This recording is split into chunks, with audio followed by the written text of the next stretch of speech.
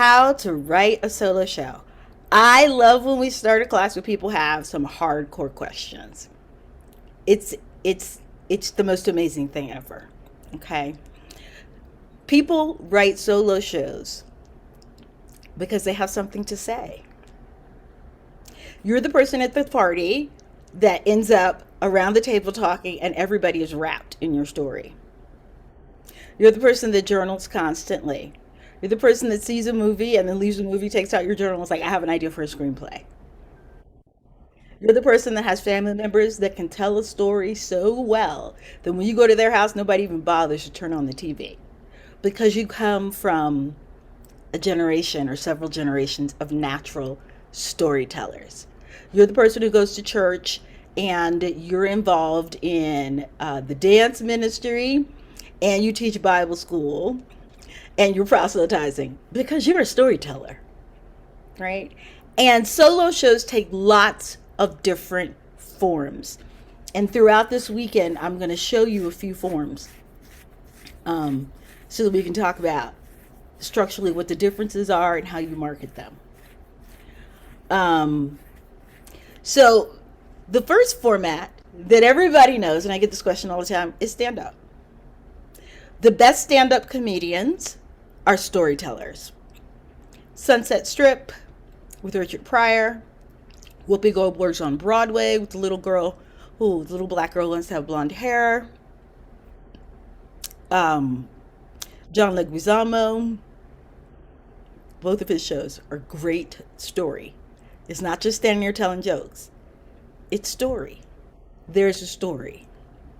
And it makes it a story because there's a person who's the star of the story. They have a problem that they need to solve. Whether it be get your child into college because they live in the hood and you don't want them to become a drug dealer, whether it's you're trying to sign up for the poetry slam. Sarah Jones's shows is about this. You're trying to sign up for the poetry slam, and because you're handicapped, they don't have access for you to get into the theater, right? Bridge and Tunnel is a story like that. It's a moment and a slice of life. And sometimes people feel like, oh, I don't want to write a story. I don't want to tell my business. I don't want to have therapy. I don't want to be self-indulgent. I don't want to worry about what people say. What if my family gets upset? Blah, blah, blah, blah, blah, blah, blah. We have 10,000 reasons why we aren't writing, and that's why we're not writing. Let me say that again. We have 10,000 reasons why we're not writing, and that's why we're not writing. You pick up the pen, you put it to the paper, you write. That's it. What comes up is what comes up. If you just got off the phone with your friend for 20 minutes, guess what? You just told a story. Record it. Right? It's not that deep. And some of the things that get in the way are reasons why you're not writing it. You're worried what other people will think. You're putting all these carts before the horse because you haven't written it yet. And I truly and firmly believe that if you have an agenda for your story, I want to write a feminist play. I want to write, the reason it's not written is because that's not the story that your heart wants to tell. The story your heart wants to tell, if you come to the page every day for 10 minutes, will emerge. It's the everyday pieces of your life. Stories can be told in the first person. When you go see an author at Barnes & Noble's do a reading of their book, guess what? That's a solo show. They are reading a story to you. Right? When you listen to NPR and you listen to performers on NPR sing a song, that's a solo show because that song is a story. Go look at the lyrics. When you go to the Moth and somebody tells you about their first love, that's a solo show. When you watch a TED Talk that has a beginning, middle, and an end, and the person tells you how they're changed by the end, or you're changed by the end, that's a solo show. So some of the things that get in the way is we have an agenda for our writing that has nothing to do with the story our heart wants to tell. And two, we have a very limited idea of what solo work is. If you've written a memoir, if you have short stories and you read them out loud, that's a solo show that can be sold to the Fringe Festival, New York Fringe, Edinburgh Fringe, any Fringe in the UK. You can do it at church. You can do it for Women's History Month, Black History Month, Asian History Month, Pride Month, at the local library or at the local university, or your sorority has their annual conference.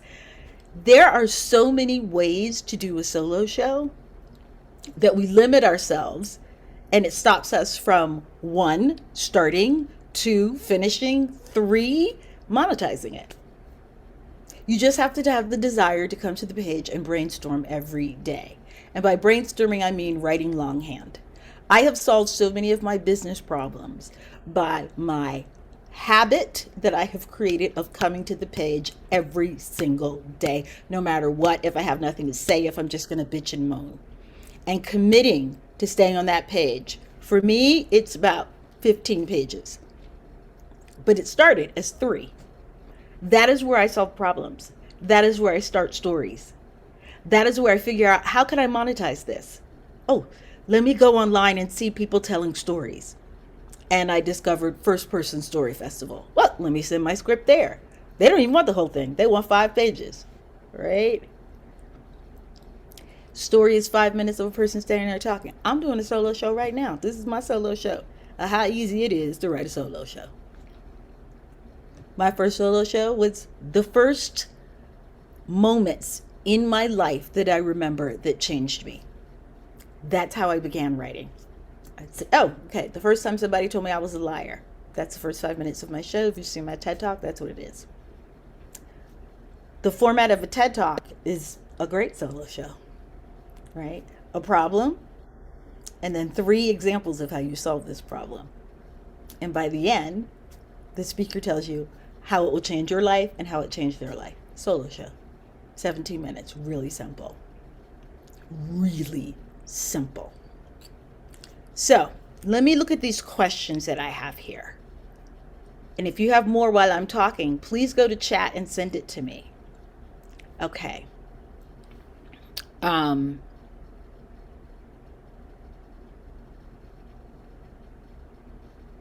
Okay. So I had a great question from Cian, which was, I have a solo show. I don't know if it's still relevant. I don't know what I should do with it. There's a couple of things you could do. And this also goes to Earl's question of memorization. You need to read the show out loud. If you read your show out loud every day, if you have time 2 or 3 times a day, the entire show, it will be memorized. Every day. Every single day. 2, read the show out loud. Invite your friends over to watch. Do it on Zoom. Schedule a reading on Zoom. Read it out loud. Don't record it. Read it out loud. For you to feel it and to have someone to talk to. And I call that my storytelling circle. When you invite people to your house or you have a Zoom party and you have faces, eyes that you can look into and talk to, and treat the story, the solo show, like a conversation that you're having with your friends. Okay?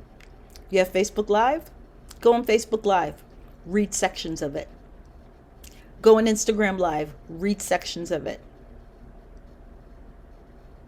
Go on YouTube. Read 5 minutes of it. Or read the whole thing and then make it unlisted and only give the link to people you love.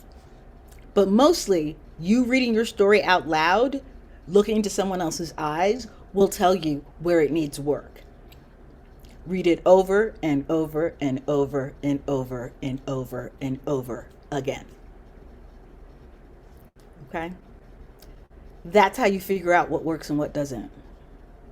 And you read it to regular people. I sent out a blog about 2 weeks ago called 10 questions to ask your friend about something you've written. If you didn't see it, go back in your email. It's my Badass Writers blog. It's a great post. You can use those 10 questions after the reading so that you guide what you want to hear from people. Okay? So, I've answered memorization. Read it out loud. every day. Read it out loud every day. This is particularly important for solo shows because it is a first person kind of art form where you're standing there talking to people. Usually I would say write it down by hand, but actually the repetition of reading it out loud, like you're talking to someone, like activating the text, I find is the most powerful way to memorize it. So before my show premiered off Broadway, I had read that show, I'd done readings of it everywhere I could find somebody that would listen. Poetry readings, bars, clubs, writers' residencies. I also hired an actor to read it for me, which is a really strong strategy, CN, for an existing show. If you want to make changes, find an actor who is a solo performer. If you got to think about it, they ain't a solo performer. The first person that comes to mind is the most charismatic chameleon-like actor you know. Ask them to read it. Pay them. And record it if they're okay with that. You will learn more about your show than any place else. The next question is monetizing a solo show. Everything that I've told you so far is exactly how you monetize it. And I had a long conversation with Katie about accountability and finishing something. Before I've written any play, I had a place where people could find me and find out about my work. I mean, now I have an agent and a website. At the time, and I have plays. At the time, I didn't have all that, right? You know what I did first? I got an Instagram account and I told people about my play. Then I built a website and I told them what the play was going to be about when there was no play yet. I think there was one monologue, right? I opened a LinkedIn account. I created a Facebook page and I started posting images of what I wanted to write about. I didn't know what the play was yet, but I gave a place to find out about my work and say, this is what I want to write about. I'm not sure what it's going to be yet, but here's this beautiful image of the house at the turn of the century where my great great great great grandmother had a store. I wrote about what I wanted to write about. Okay? And my Instagram exploded. I just posted images. I was like, I want to write about these Gullah people. I want to write about a Cuban family. And this picture inspired me.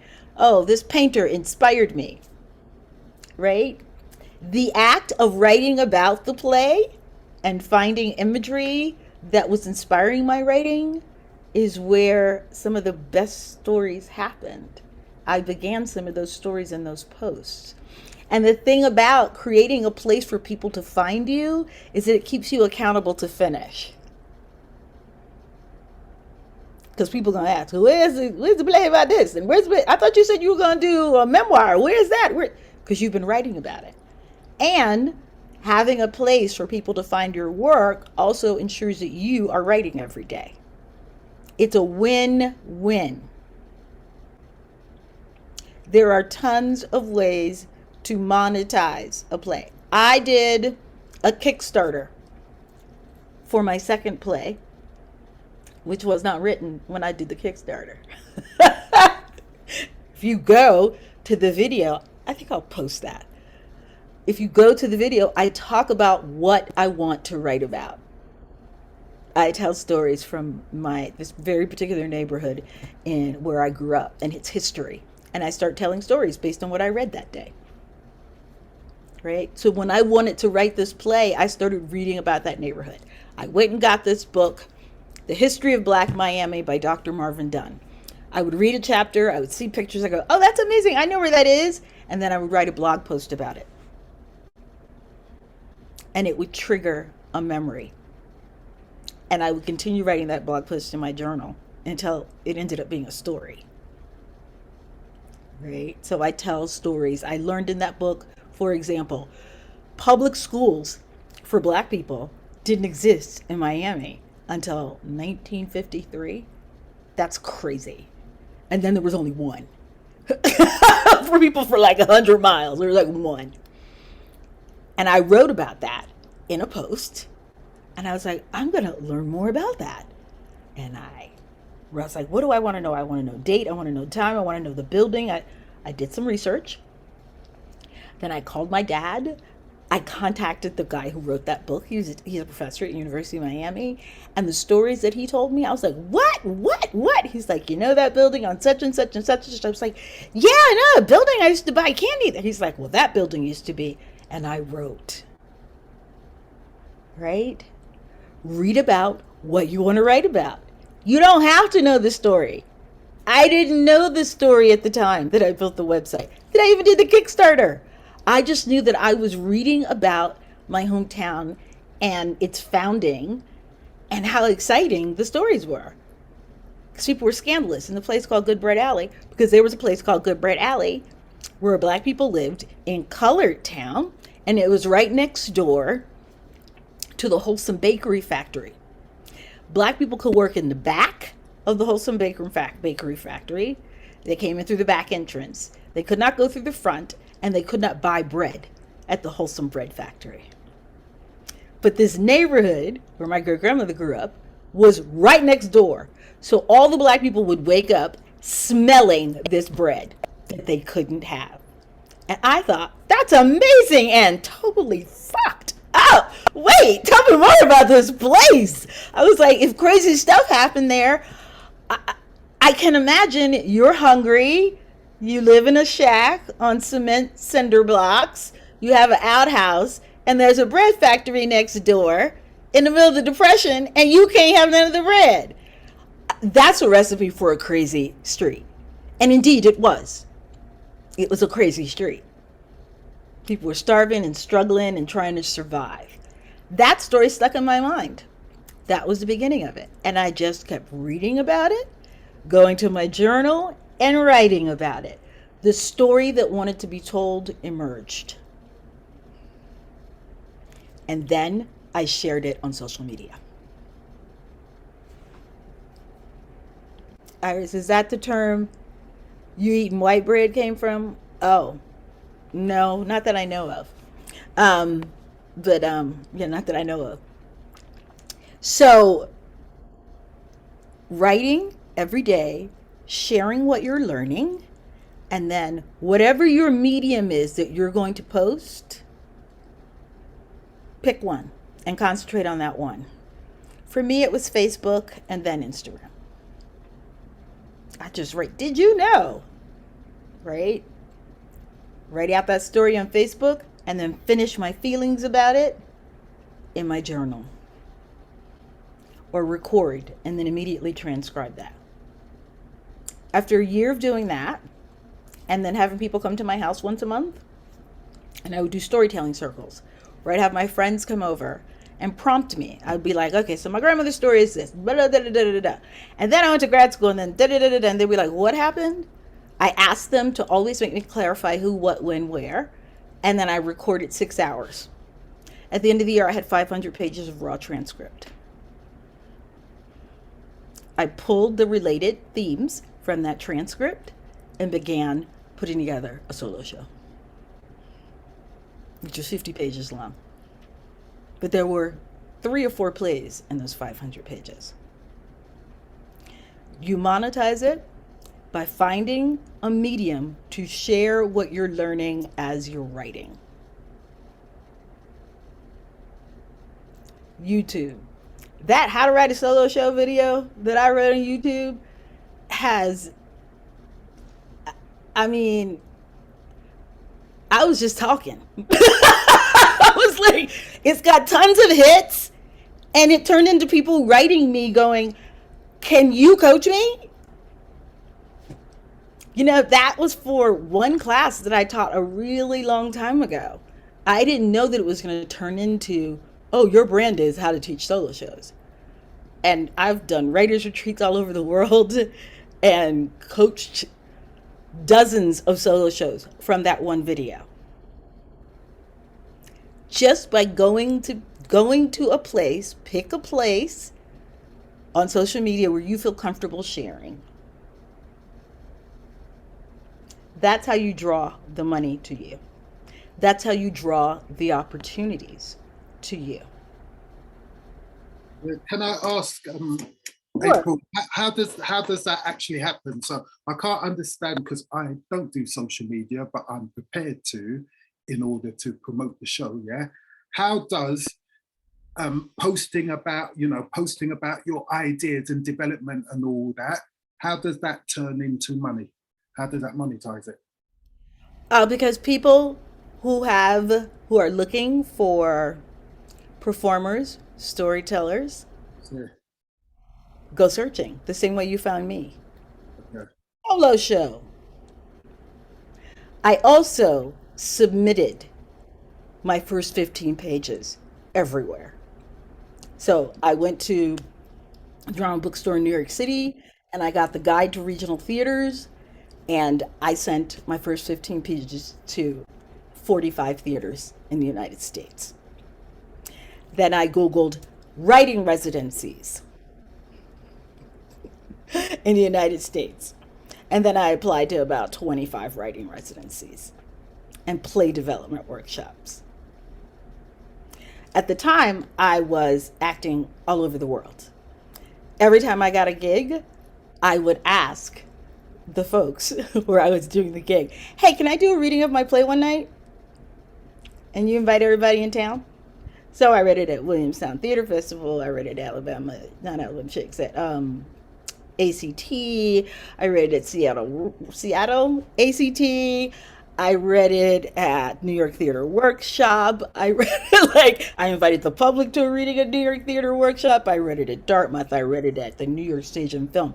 I read it everywhere for free. Every theater that I worked at, every church that asked me, so when you do plays, the Black History Month play, the Women's Month play, you're always going to do a promo in a church in that town. Great Lakes Theater Festival. I would ask, oh, can I read from my play? I went to open mic nights. I went to summer stage. Hey, can I read my play? I never stopped talking about my play. So once you are in the milieu of where people tell stories, the more that you let them know you're here, the more opportunities to perform the play there are. And every time you perform it or talk about it, people go, well, where can I find you? You have to give them a place to find you. You have to pick an ad and then advertise in one of those places. But at first, I didn't advertise. I just shared how excited I was about the story. The same way you introduced yourself, Errol, and you told me what the story was about. That was really exciting. Why isn't there a video on YouTube about, I'm writing this play and it's going to be about this? There should be. And then a place for people to contact you to learn more about it. You begin building a mailing list. But most importantly, you give places for people to see you reading portions of your play. You can set up a Patreon page if you want, where people can donate to help you finish writing it. I did a Kickstarter, but I didn't do a Kickstarter until I had spent 4 or 5 years applying to stuff so people knew me. I raised $100,000 in 30 days with my Good Bread Alley platform, but that's because I had spent a decade telling people what I wanted to write about. Like, I had a following. I had 5,000 Facebook followers. I had 3,000 at that time Instagram followers. Now I have 7. Like, I took that shit seriously. Like, I was in it. I did not miss a day of talking about my work. That's how you monetize it. And eventually, all those places that I applied to, Sundance, the Lark Play Development Center, New York Stage and Film Play Development, all of those places, if they took me, I had a reading, I would do the reading there. I would have a sign up sheet at the table for the reading, have people sign up, and then keep them posted, send them blog posts, direct them to my Instagram, I never stopped talking about my play and I built a following. All of those places that turned me down passed my play onto someplace else.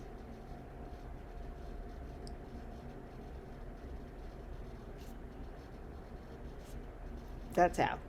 And then eventually a theatre or someone will come along and pay you to perform it. Is that the idea?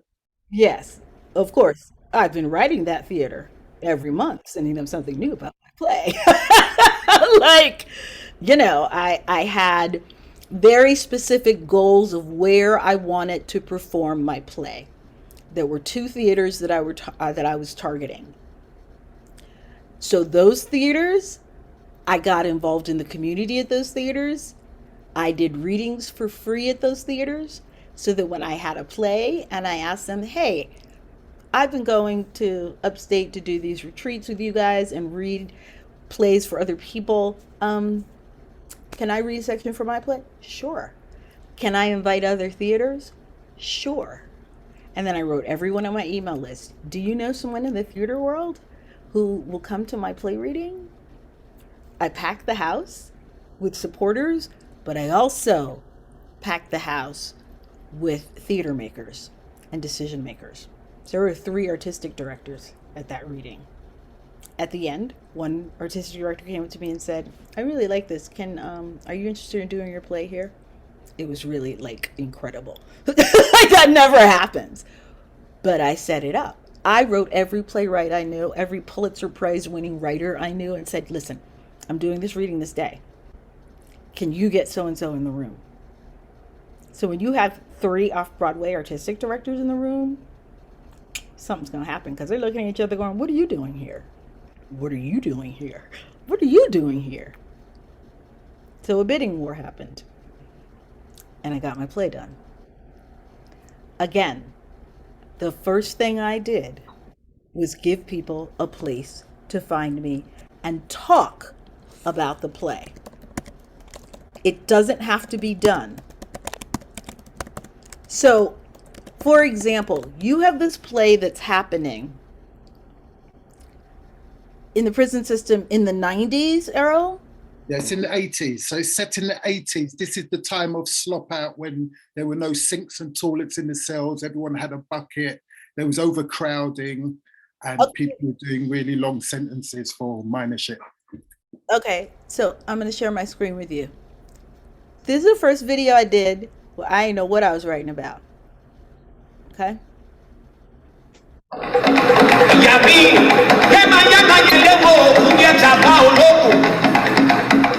I'm April Thompson. I am the playwright of Good Bread Alley, as well as the producer of this workshop, as well as an actor in the play.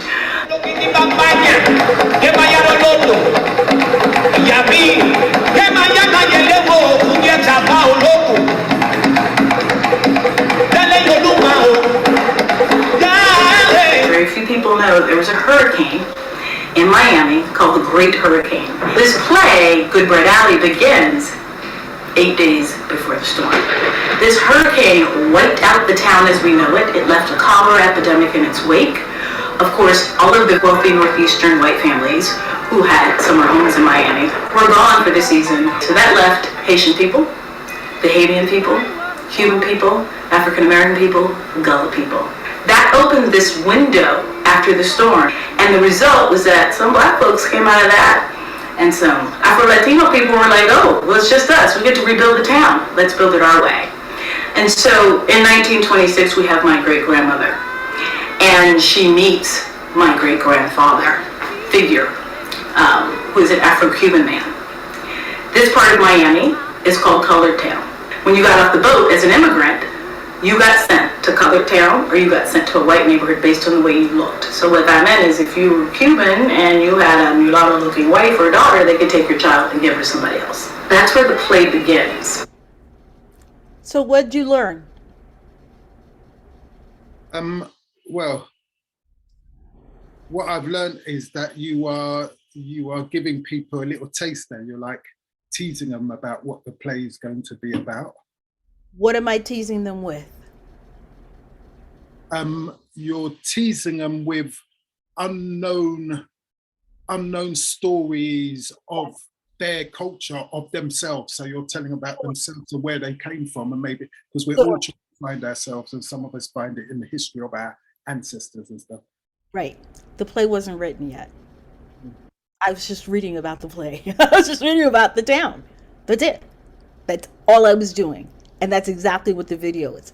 That was for my Kickstarter, where I was raising money so that I could take a year off, write my play, have some workshops, hire some people to read it out loud so I could see if it worked, hired some musicians to write music, do staged readings, sell tickets, invite people, right? I took a year off. I salaried myself, I salaried my director, I salaried, I got a theater to donate the space. I got a theater to set up the equity contract and act as the producers. Look, I did what needed to be done by telling stories. That's all writing is being a storyteller. Mm. So And I so, got so it really seems much. like I was excited about a story. It it seems like seems like you're telling the story. You're telling the story of your play. So the play tells a story, but in that video, it's like you're telling another story about the story of your play, which is really making me think that I definitely need to do a little like 1 minute promotional video where I'm just talking about it and where I got the idea, you know what I mean? And like, yeah. share it everywhere and Mm. ask people to do something. Now that video was an 8-minute Kickstarter video. I was like, I sent that to people before I started the Kickstarter campaign. And I was like, if I do this Kickstarter campaign, can you pledge ahead of time? They'll be like, yeah. I'll be like, how much can you pledge? They'll be like, oh, $500. Okay, great. Then I'm going to start with that $500 and say, today I have someone who's promised me $500 if I can raise $500. So before I even did the Kickstarter, I had 10 people who had agreed to give me $100, $10, and then I did that enough, and one producer picked up the phone and was like, "Let me call my guy, who's my financial advisor." She called him, and he was like, "Oh, well, if we get to like front row seats to the production, we'll pledge $10,000." I was like, "What? What?" And I was like, "He's like, but you got to match that. Can you match 10K?" I was like, "I will get back to you in 48 hours." That's how I did a Kickstarter. I had those promised funds. But again, he was like, "Well, where can I learn about this girl's play?" Then I sent him an email. These are links to 4 different videos. These are links to me reading out loud. There's a reading I'm doing at this day. One guy promised me money. I scheduled a reading for the next day, and I told him the reading had been in the works for weeks.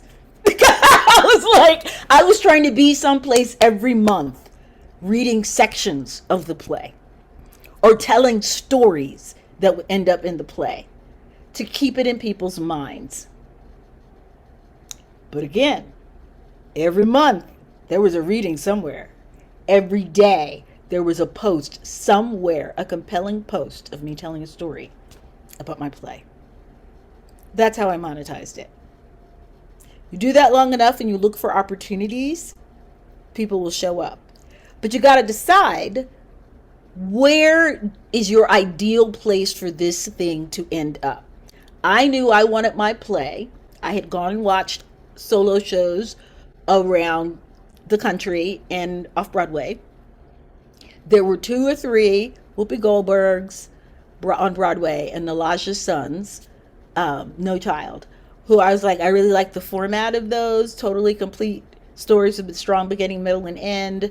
Protagonist that's changed by the end. All right, I was like, I don't know if I want the monologue format, if I want the one continuous story like Nalaja does, but let me go watch them. Then I went to the theaters where they were produced. I went and saw stuff at Ars Nova, The Public, New York Theater Workshop. I started looking at the work of these people.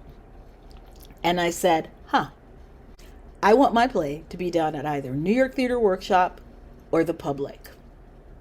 And every play I went to at the end, I would talk to the person and say, how did you get this produced? And they were like, what do you want to do? I was like, I want to do a well-made story that's a solo show, and I would like to do it at New York Theater Workshop or The Public. They were like, you're very specific. I was like, because that's going to help me determine how I need to market it to get them interested. I need to brand my play in a way that resonates with their work. It's easier with a theater, right? If you're going to do the Moth or you're going to do a TED Talk, where do you want this to end up? That's how you determine where you market it. Okay. So for me, being on social media, and my strongest theater contacts were in Facebook. that and the internet, the emails and stuff.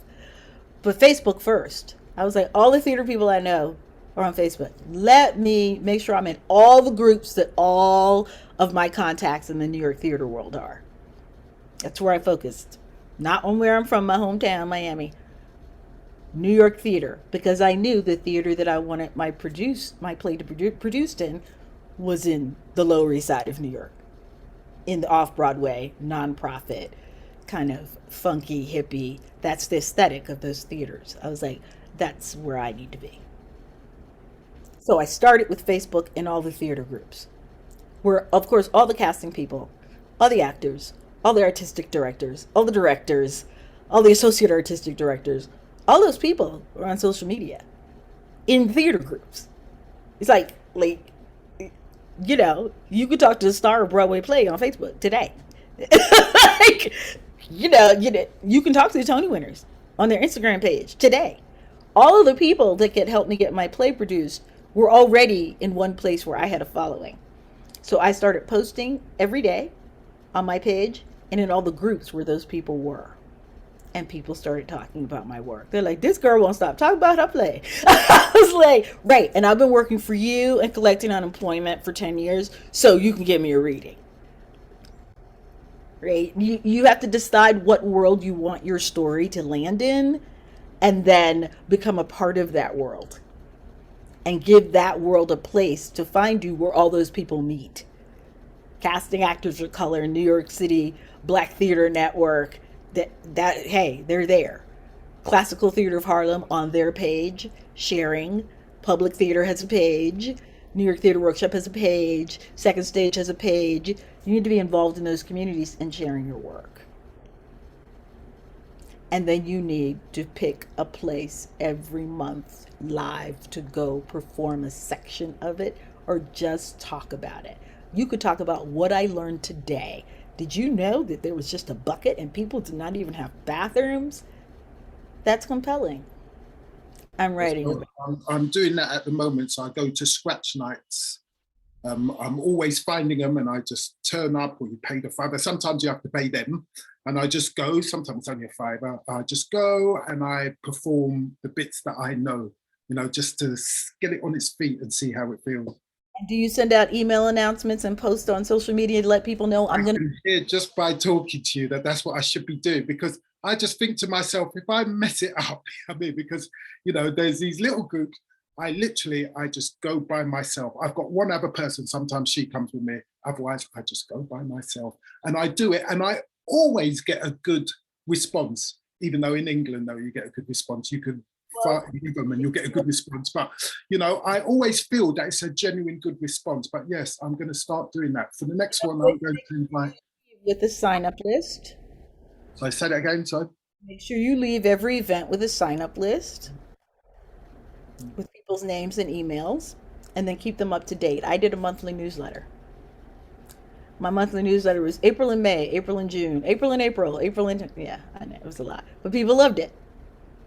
People would always respond. They're like, "Oh, you're there," right? Coca-Cola has not stopped making commercials. As an Yeah. artist, you can't stop making commercials either. All right. Have I answered all the questions? Katie keeps asking me about research. I just told her until you figure out what you're interested in, you don't know what to research. So if there's a theme that you've been talking and writing about, go get a book about it. Read a chapter, write about what you learned in that chapter, and see how it directs your reading. The same way I gave the example of Black Miami. I needed to know about Black Miami. So I got the most renowned book and I was like, I got to know about Black Miami. And I started reading a chapter and I was like, oh my God, I didn't even know there weren't public schools here. And then I posted on Facebook. Then I posted in my blog. My father answered on the blog. He was like, Doc, I know Marvin. I was like, I'm sorry, the man who wrote this book, who's tenured at University. He's like, yeah, I went to school with him. I was like, shut up. My father responded to my blog post. A year later, I was in a car with Dr. Dunn driving through those buildings and him giving me the history live. Live. Just because I wrote about it.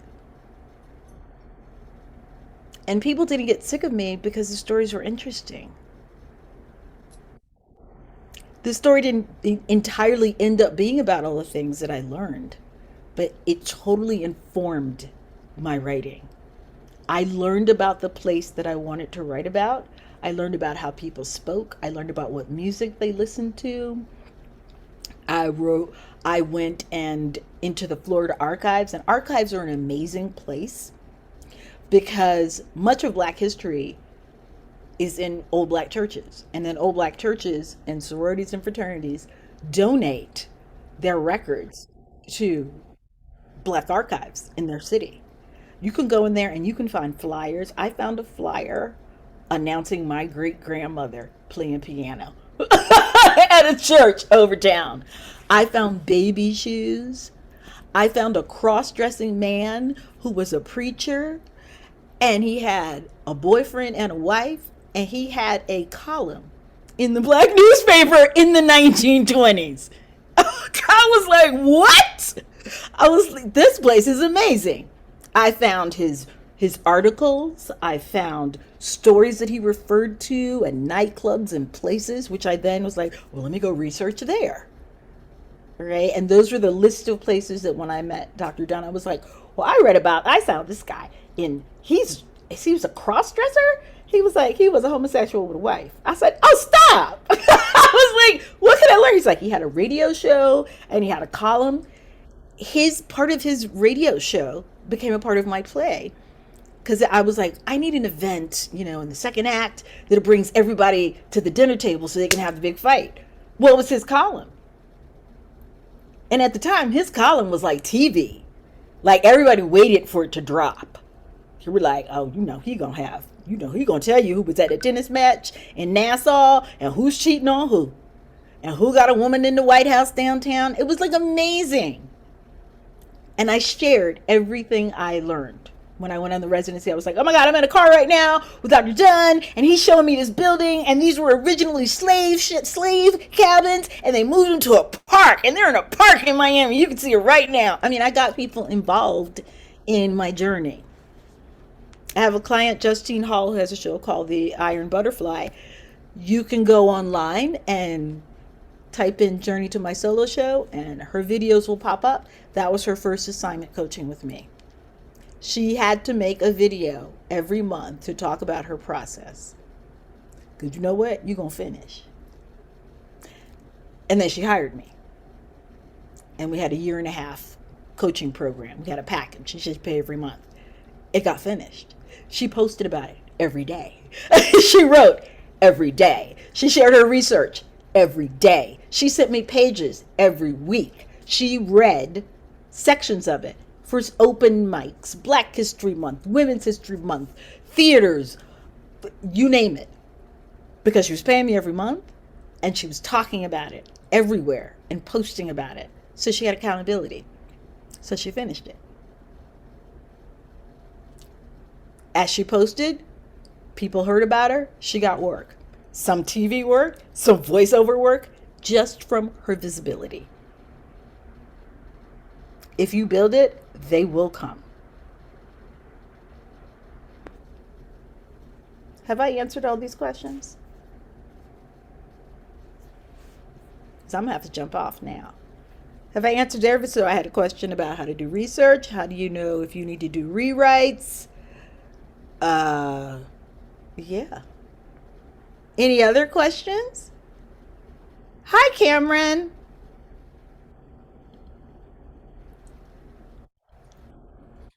Hi, how you doing? Hi. Tell us why you're here. What you working on? Um, well, I was working on it wasn't a play per se, but it was just a script that I just decided to start working. I'm really new to it, but it was just an idea that came to me, and I've just been learning from different areas. Like I never written a play or anything, but I just saw this was just an opportunity to learn about it. So I'm just here learning, just to tap into this world and see what I can take from it and apply to other areas. Okay. All right. Uh, do uh uh do do Okay. Are you an LLC? How did you build a brand? I built a brand by posting every single day. It's just that simple. And what resonated with people, the same way I'm teaching this class to you, I can come and talk to you about solo shows and marketing and producing all fucking day long. That may not be relevant to you. So I would post, and then the post that got people the most excited, I would write more about that. Right? You gotta you gotta write a lot and share a lot about your process before you even know what your brand is gonna be. You can't decide your brand up. If you decide, like I initially was like, I'm going to write a solo show about slave narratives, and I'm going to go to the Library of Congress and download all the slave narratives, and that's what's going to happen. Can I tell you, I have 1,000 pages of slave narratives, 40 different books. I can tell you all about Manning Marable's story of slave culture and day-to-day life and slave sex farms. No slavery show was ever written because I set an agenda for myself. And that I was like, ain't I a woman? Okay, you've got Sojourner Truth. I got the coin. I'm going to write about black feminism. And I had all these agendas. Nothing happened. I got on YouTube. I was like, I want to write a show about this. And the show that wanted to be written showed up. Don't start with an agenda. Don't start with a brand. Start with what excites you. I started telling stories at a birthday party to people and recording them. I didn't know what any of my plays were going to be about. I just started telling stories, recording them, and writing them down and transcribing them. Then after I had about 200 pages, I knew what the story was going to be about. But I kept going so I could get more stories, and then I pieced them all together. I wanted to talk about, in my first play, how the Black Power movement ended because of crack and breaking up black neighborhoods in Miami, and it culminated in the riots, which then urban renewal happened because they were like, let's just break up all these black people from fighting, and we're tired of having the police going in there and killing their children and then them rioting. So they just cut off all the expressway entrances and exits into Liberty City, isolated Liberty City, and turned it into Crackville. Yes, I was very interested in that. I learned that by telling stories about my childhood and what related them. Why was there struggle in my neighborhood? Because there was crack. Why was there crack? Because the Black Power movement had fallen apart. Because all social services were removed from the black community. Because Black Panthers were having free lunch programs. And black doctors were moving their offices back to black neighborhoods. So the largest city of Miami was like, oh no, we can't have them organizing like that. We can't have Black Panthers and Christians meeting at a mosque having meetings. That's not going to happen. Right? It was by telling the stories from where I grew up that I came to understand this is what the politics are. This is how they took the health center out of my neighborhood and fired my dad. Right? I told lots of stories. And then after telling those stories, I was like, well, let me go back and research these riots. Let me go back and research what urban renewal is. Let me go back, and that's how those stories became linked into a story. Is there a good time length to shoot for with a solo show? I would say an hour is ideal. My solo show was 90 minutes because it's an epic about a family. It ended up not being about me. Do I worry about being offensive? Motherfucker is in the first 3 minutes of my show 6 times. And when my family came to see the show, my great aunt said, why you got all that fucking cussing up in there? I swear to God, that's what she said. You got us all up in that cussing. Even the West, why's got all this fucking cussing? And my cousin said, because that's how we talk. If she had people in there that didn't look and sound like us, we'd be like, what is this foolishness? I allow the character and the story to determine how they talk. In my show, so I've got a load of swearing in my show because, I mean, locker room talk and all that, and it's 80, so it's before anyone was politically correct. They fondly call each other the C word. See, I'm even hesitant to say it now, yeah? So, but they fondly call each other a cunt, yeah? Now, I've read out bits to people and they've said, oh, you've gone a bit really heavy on the C-bombs. You're dropping them all over the place, blah, blah, blah. People's opinions, you know, from all walks of life. However, when you go to theatre and you see enough theatre, and I'm members of various groups, I get free theatre tickets all the time. So I go to see a lot of theatre and they're always cunting and blinding in it. You know what I mean? So sometimes the person giving you the feedback is just from their personal thing where they were told as a child you shouldn't be cussing and swearing, even though they know that it's the reality and it's somewhere. So I have to take those criticisms with a pinch of salt. And I know what it's like when guys get together and they start cussing and swearing. And I'm not going to water that down just because someone says, oh, too many C-bombs. Motherfucker is not in my TED talk in the first 5 minutes. Every place where he says, what the hell, or what you, is fuck. Yeah. But okay, but April. TED has a policy of no cursing. Like, so Sarah Silverman got to TED and cussed the whole time. They pulled her off the stage, and you've never seen it. And she's been banned from TED. Yeah. She's done a joke about a disabled baby. Yeah, if you see public performances of my show anywhere, all the cussing is in it. Because that's what was necessary to tell the story of 1970s Miami and the Black Panthers and Muslim men who went to bat in my community all cussed like sailors while talking about Frantz Fanon. And those were the characters, right? So I gave them that voice. In my play Good Bread Alley, which is about Colored Town, you hear nigga every 20 minutes because that's how they talked. Because it's 1926 Miami, where every black person carries a gun and the Klan is lynching people from the lamppost in front of your door. And my great grandmother had to cut her brother down from a lamppost from being hung while holding a gun in her hand. Listen, that was their world. That's what I write about. I cuss. My mother. Iris is saying. My mother's a good Christian. She does not. That's fine for her. It's like somebody emailed me the other day from my Manifesting Like a Motherfucker blog. They were like, I really like your blog, but I can't deal with all the cussing. I was like, the blog is called Manifesting Like a Motherfucker. Why are you here? Let's unsubscribe. Well, can you unsubscribe me? She was already unsubscribed. I was like, so you needed to write me a letter to tell me that you were Christian and chastise me for cussing instead of just unsubscribing. Why do what? Oh, so you're policing me. Fuck you. I think you might not realize. And I unblock it because that's about other people. You do what's comfortable for you. Right. But April, I have a question. I know, here's what I mean, like, because I get it with the language and all that. And if I write something, it's going to be a whole lot of stuff. But what in you was like, oh, I want to read here. Can I read? Can I read my play? Read my play? You were never like, oh, but are they going to like, oh, well, you know, I'd say motherfucker 3 times, 6 times. Were you ever concerned with that energy when you were asking all these people? With what energy? No, you know how you said you wanted to read your play everywhere. You asked everybody, could you read your play, correct? Mm-hmm. So were you ever like, okay, I'm going to read this play to this crowd out here. They don't know me, but will they get offensive? We're just free flowing. And I'm just, okay, all right. It's just like I'm an actor. There's, you know, and I was offered a role to be the crackhead mother who came to the door in Law and Order in her underwear with half her titty hanging out high. I was like, not today, sorry. I'm not doing that. Some other actress did it, and she's really happy.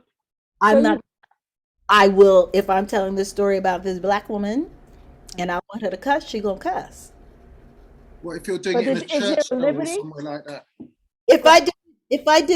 I did do it in church. I've done it in several churches, and I read excerpts that didn't have cussing in it because it was Sunday morning on Martin Luther King Day.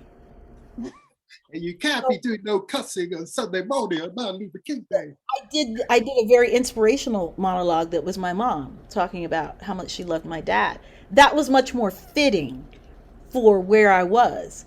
But the show got cussing in it. Or I went, well, what the F you doing? I actually did that at one church. And people were fine with it. I was like, whatever. She was like, given the content, if you're telling a really good story and that language is not gratuitous, then people don't get pressed about it. I read a section in Miami in a school about the riots.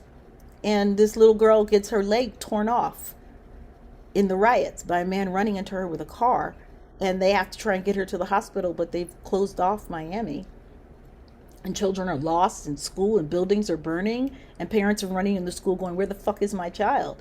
Nobody complained about that cussing because it was a compelling story that actually happened, right? You're famously doing the thing that other people do. When I did a workshop last week and I gave people a writing assignment, they're like, well, how long are we going to be writing for? What if I offend people? You finding reasons not to write. That's why you ain't written. You write in your journal all day long. You say fuck, fuck, fuck, fuck, fuck, fuck, fuck, fuck, fuck. The final the final draft will be, and I fell in love with myself by writing. The fuck might not even be there. But if you're still at finding reasons why not to write, then you won't write. It's actually just that simple. You can always do rewrites. I got another class. So I'm going to see you guys tomorrow. I am going to send you a form, a quiz, a discovery quiz, so that I can learn more about what you're struggling with. I need you guys to fill that out for me tonight. Iris, you did it. You need to be more detailed. If I ask you to paint a picture of what you would like to see in your life, paint that picture. This is a chance to write. Right. I'll send that link to you. You can probably just go through your emails. I've already sent it to you. The Zoom invitation has the link too. Go in, do it, send it to me, and I will speak to that tomorrow morning. April, I already did it. Do I need to do it again? It's not detailed enough. I did not just say it's not detailed. Didn't y'all just hear me telling you how detailed enough? Iris, we're gonna get in class. I know, no, that was You said Katie. Iris. Katie. No, I'm Iris. How you doing? No, mine was not detailed. Iris, This is Katie. Much as you talk in class, Iris. No, it was Katie. It was Katie who asked the question. Yeah, no. Okay. This is Katie talking. Need to hear you in ghetto. See you guys.